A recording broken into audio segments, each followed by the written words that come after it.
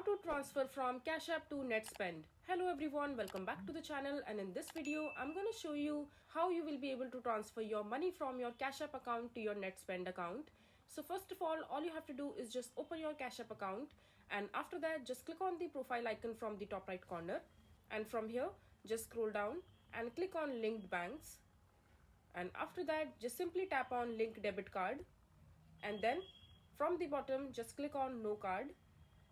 Just simply click on continue, and over here in the institution section you need to search for Netspend. If you don't find Netspend in the list given below, just simply go to the search bar and here search for Netspend, and you will be able to see the option called Netspend over here.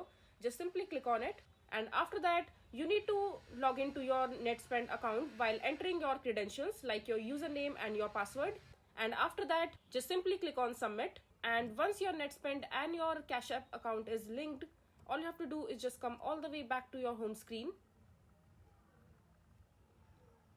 and after that you need to click on the banking icon at the bottom left corner of your mobile screen, and here you will be able to see the option called add cash and cash out. In order to transfer your money from your Cash App account to your Netspend account, you need to first enter the amount that you would want to cash out from your Cash App account in order to send into your Netspend account.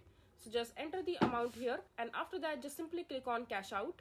As you can see that right now I don't have any balance in my Cash App account, and if you have the balance you will be able to click on cash out, and as soon as you click on cash out your money will be transferred from your Cash App account to your Netspend account quite easily. So that's how you do it. So this is basically how you will be able to transfer your money from your Cash App account to your Netspend account. I hope you find this video to be helpful. So that is it for this video. If you find this video to be helpful, make sure to hit that like button and don't forget to subscribe to our channel for more such informative videos, and I'll see you the next time.